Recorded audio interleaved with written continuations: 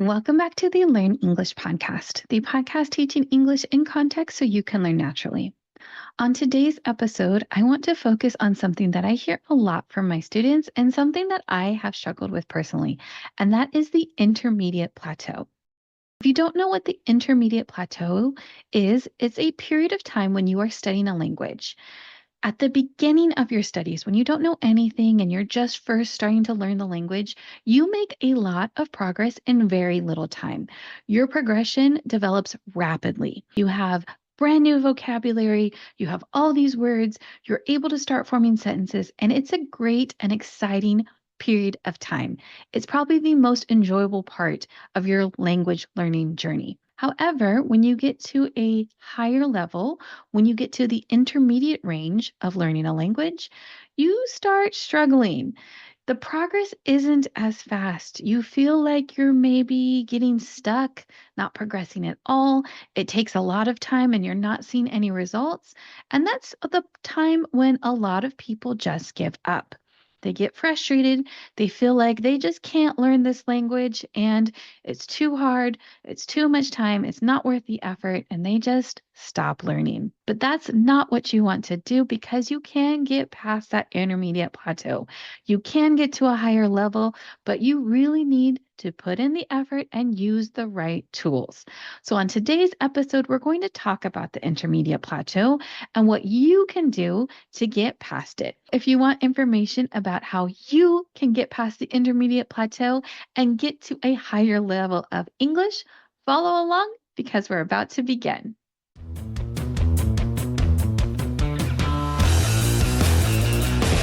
A reminder before we begin that you can look in the description of this podcast episode and all of our previous podcast episodes to find a vocabulary list of the words and phrases that I use in that episode. You can take these words and phrases, start saying them yourself, and then start using them in conversation. Now let's talk about the intermediate plateau. You might have fallen into the intermediate plateau, and a way to check and see if you're in this range is to think about how comfortable you feel with English. Do you struggle when a native speaker is speaking to you? Do you have difficulty forming grammatically correct sentences and articulating your ideas? Do you still catch yourself translating from your native language into English before you speak? These are all signs that you're in that intermediate plateau. You can understand people, you can understand a lot of the language, you have a lot of vocabulary, but it's just not as fluent as you would want to be. You're not at an advanced level. You have difficulty when you're speaking, so you're not 100% fluent. You still have difficulty when a native speaker is talking to you, so you're not near that native level. But you're not at a beginner level either. You're kind of at this weird intermediate stage. And that's when people get stuck in that intermediate plateau. Now, the thing to know about the intermediate plateau is that you are still making progress. I know, it doesn't feel like you are. You get frustrated. You feel like you're spending all this time studying. You spent all these years studying, and it's still just not there. You're not fluent yet. But you are still learning. If you are studying English, if you are practicing, if you are listening and reading, your brain is still taking in the language. It's still being exposed to the language, and you are still making progress. It just takes more time. I know I've talked about Ollie Richards on this channel before, but he did a really good video about the intermediate plateau and about the time it takes when you're learning a language. And his thought about this is that it takes more time the more advanced you are in a language. When you're in those beginner stages, like I said, your progression is rapid. It just shoots up on a graph and you are learning so much so fast. When you get to the intermediate phase, the progression slows to about half. That means to make about the same amount of progress as before, you have to spend double the amount of time. So if it took you a year or two in that beginning stage, it's going to take you multiple years in that intermediate stage. Or if it took you a few months in the beginner stage, well, it's going to take you at least double that in that intermediate stage. And that's time of intense study. Not studying just a few minutes a day, but really studying. even when you really commit, it's going to take time. Now, you can get past intermediate plateau, but just know when you get to that higher level, it's going to take even more time. It's going to take years once you get to that advanced level to get to a native level. So please don't fall for all of these clickbait titles and ads saying that you can become a native level speaker in a few months or a year. No, please no. Just all the no, right? All the no, all the no's in the world. No. Okay. It's going to take time. It takes time. Know that that's okay, but it's going to take time. So let's talk about how you can get past the intermediate plateau. That number one piece of advice, time. Take the time to invest in learning English. I cannot tell you, as an English teacher, someone who teaches English online to students who are learning it as a second language, I have had so many students tell me they're frustrated with learning English, they're not making any progression in the language, and they feel like they're stuck. And then when I ask them how much time they are spending studying English every day, they tell me they aren't. You can't do that. Okay. You cannot do that. Every time they say that, I just want to just kind of grab them through the screen and say, what are you doing? Okay. If you are trying to learn English, you have to put time in. Think about it like running a marathon, not the actual marathon itself, but the preparation for that marathon. If you say you are trying to run a marathon, but your running's not getting any better and it's not getting any easier and you don't think you can do it, and then someone asks you, well, how much time are you spending training to run that marathon? And you say, oh, I haven't trained at all. I've just been sitting on my couch. How can you expect to get any better? You can't. You have to put the time into training. You have to put the time into your studying. If you actually want to push through that intermediate plateau, you have to invest the time. Absolutely have to. This means that you must put in at least 20 minutes a day. 20 minutes a day consistently for 3 months will get you results, will get you noticeable results. I say 20 minutes as a minimum, not as a maximum. If you can do an hour, if you can do an hour and a half, that's better, but at least 20 minutes. If you can only give 20, that's okay. Do it consistently. Again, like I said, every single day for 90 days, you'll have a difference. But the more time you can put in, the more training you can do, the more studying you can do, the better. Now, I've said this before, but just be careful that you're doing an amount of time that's manageable for you. If you say, I'm going to study for 3 hours a day, every single day, and you don't have the time for that, you're not setting a realistic goal. So, my second piece of advice here, make sure that time is actually realistic for you. If you know that you do not have 2 hours a day to study English and you only have a half hour, that's okay. Maybe you can fit in more time on a few days, maybe not. But again, being consistent is the more important part. You don't want to say you're going to study for 2 hours a day and then never do it because you're not going to make any progression. Consistency, being able to do it every day, making sure it's realistic and manageable for you is the best thing that you can do when you're trying to plan out this time and when you're trying to get through this plateau. Now, what you do with that time is also extremely important. I know I've said Stephen Krashen and Steve Kaufman so much. If you don't know who they are, they're polyglots. Stephen Krashen is a linguist. He studies how people acquire languages. He's the one who really promotes the input hypothesis, the idea that the more time you spend reading and listening to the language, the more you're going to learn. Steve Kaufman is a polyglot, which means he's someone who speaks multiple languages. I think he speaks like 18, some better than others, obviously. But in his lifetime, he studied multiple languages, spoken multiple languages, and he has used this input theory. He reads a lot, he listens a lot, and that's how he studies a language. Steve Kaufman also has a website and an app called Link.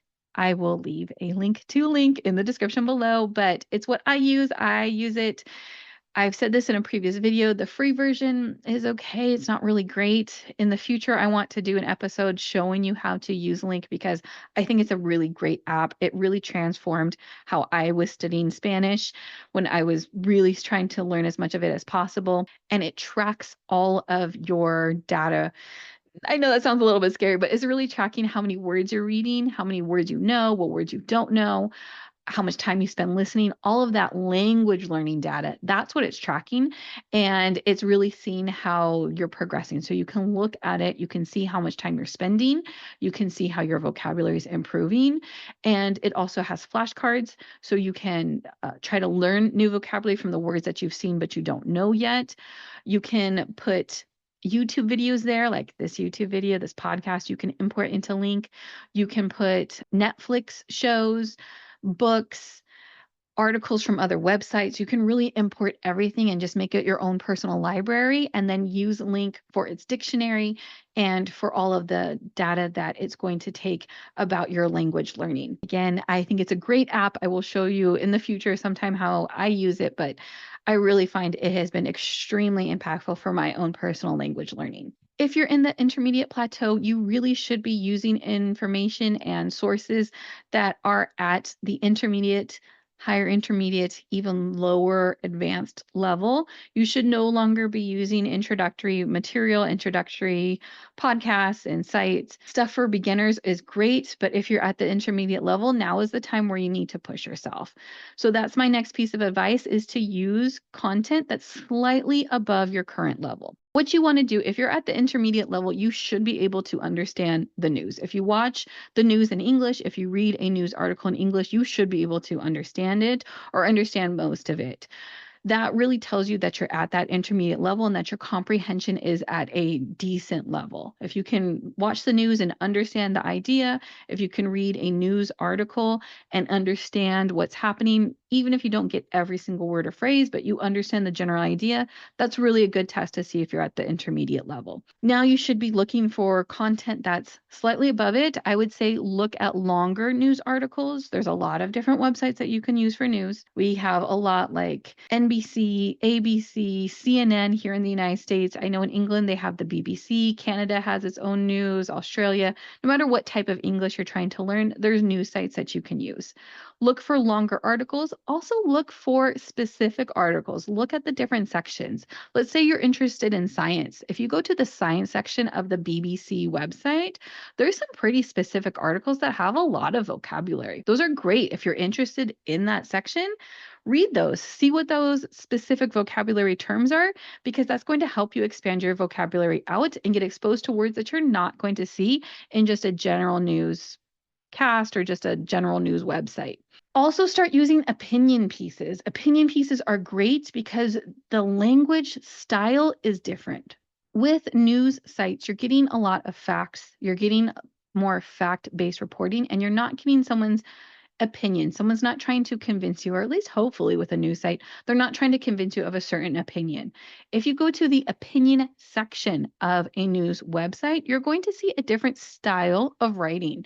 Usually these are more colloquial in some ways. People will usually put some type of humor into their opinion piece, or they're a very strong argument. Someone's trying to persuade you. These usually use more colloquial phrases, use words in more of a slang type way, and you get just a different type of reading. You can also go with fiction. Just general fiction books, again, have a different style of writing than the news. The news is a lot more straightforward. When you start getting into fiction, you start seeing people are using metaphors.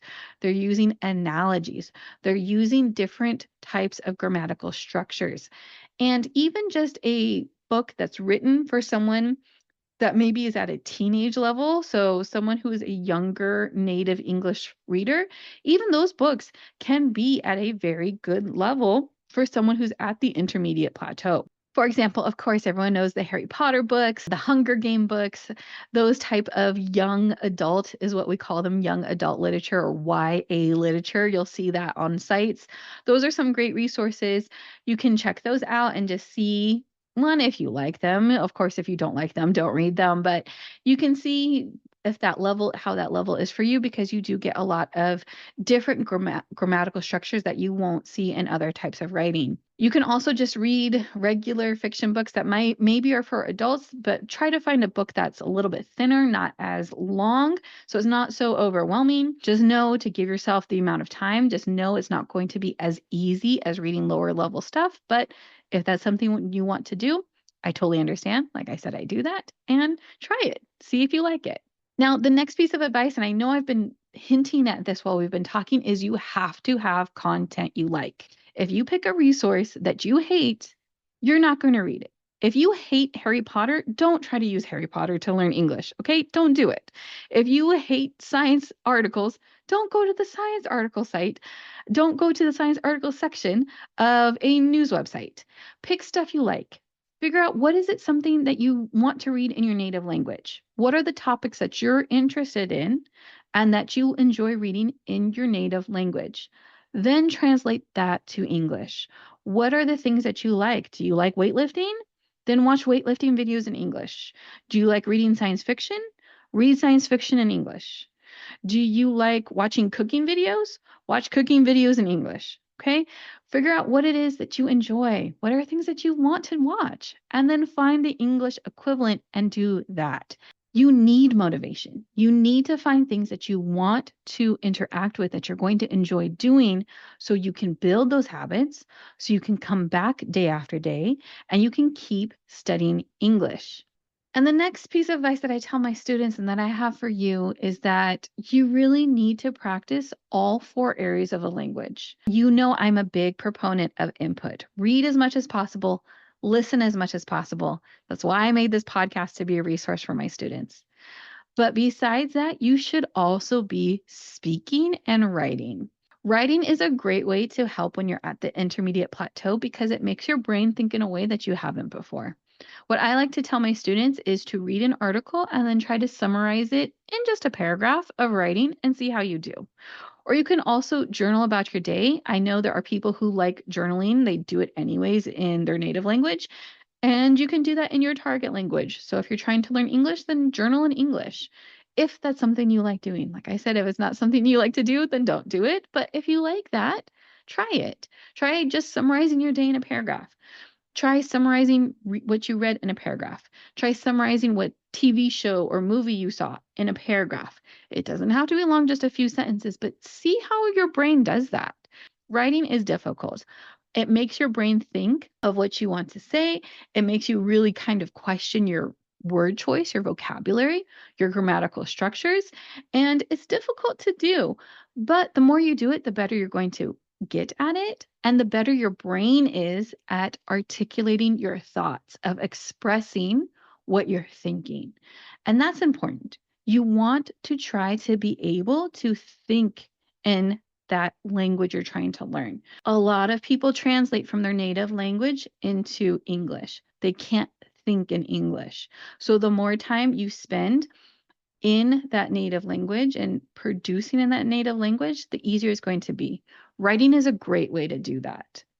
But the other way to do that is speaking. So, my last point, the last piece of advice I want to say is you have to speak, and you have to speak a lot. If you're at the intermediate plateau, if you feel like you're having difficulty speaking, speak as much as possible. Now, I know taking classes is difficult.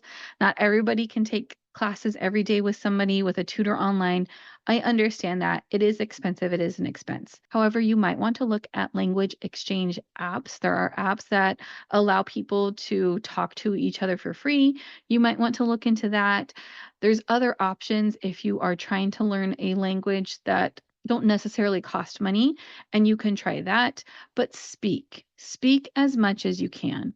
The nice part is with AI, you can now just speak into your phone. You can do a lot of different things that really people weren't able to do even just a couple years ago. There's so many resources now that you can do. I want to do an episode on AI and how you can use AI to help with your English learning and help with learning a language, but I really just want to stress that you have to speak. Again, being an English teacher online for teaching for a couple years now and seeing a lot of students, there's so many students who are afraid to speak. And if you want to get good at speaking a language, you have to speak and you have to speak a lot.